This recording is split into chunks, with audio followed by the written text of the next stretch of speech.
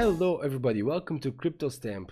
So today I'm going to be explaining dynamic fees. But first of all, leave a like, comment and subscribe for more videos. And leave a comment below what you think about my new microphone. I bought it today and I'm testing it out for the first time. So comment below. So a dynamic fee. I'm going to be taking lisk as an example for the future adopter, and I'm going to be taking Bitcoin as a current user of the dynamic fee system. So what are dynamic fees? A dynamic fee calculates automatically the lowest fee that users can pay for a transaction. This is based on three criteria. The first one is time pressure. Time pressure isn't used by all exchanges. For example, I would see my Ether wallet. You can set the urgency of your transaction. So for example, if you just want a normal transaction, you don't touch anything. But for example, if you want your transaction to be faster, put a little bit more pace in your transaction, you can put the urgency up, and this will cause your time pressure to increase, of course. This increasement or decreasement, because you also can make transactions less urgent, will make your transaction costs, for example, higher or lower. The second criteria is the network peak times. So network peak times are moments where there are a lot of transactions being made. So now at the moment with this more bearish market, we don't have a lot of network peak times, and that's a reason why Bitcoin, which uses dynamic fees, has a much lower at the moment. Of course, there are a lot of other factors like the SegWit, the Lightning that they incorporated, but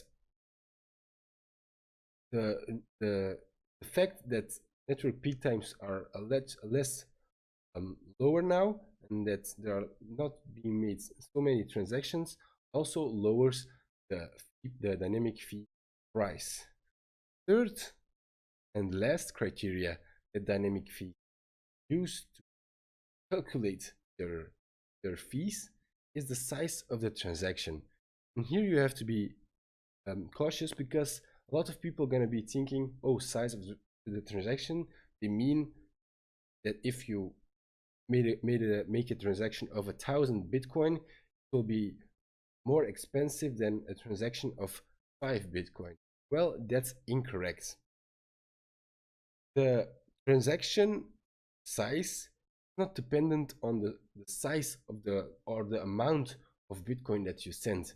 The transaction size is more about the history of your transactions. I'm gonna explain it with a really simple example. So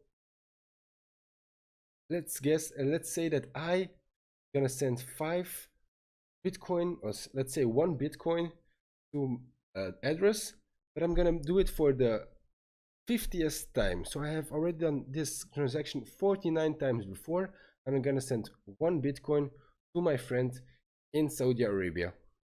Well, then I have my other friend that is gonna send me 50 Bitcoin, but for the very first time gonna make a transaction.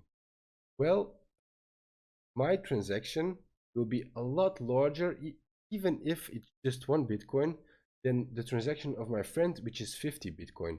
This because my transaction has the historial of the transactions that I made before, the 49 transactions that I made before, taken with it. And my friend has just one first transaction, so it doesn't have the history of all other transactions. And this is what they mean with size of transactions being one of the criteria. So it's not about amount of Bitcoin or crypto, but about the times you already have made a transaction, regularity with which you make transactions. So those are the 3 criteria. Why is it important, or what are the benefits of this dynamic fee? So as you may have heard, Lisk wants to implement dynamic fee. Why? Because, for example, if you want to send if you want to send lisk to another address, you have to pay 0.1 lisk. Okay, that's not a real big problem at the moment, because lisk is only around $13 or 14 now. So you will have to pay $1.4 to send lisk from A to B. But another example, to vote on the delegate system, you you have to pay 4 lisk. And that's almost $50. See the problem here? A year ago, if you wanted to vote on a delegate, 4 lisk was maybe only $2. Now it's $50. And maybe in 1 or 2 years ago, 1 or 2 years later, later, it's gonna be $500. You don't know. So this is this is the problem with the set amount of fees, fixed set amount of fees.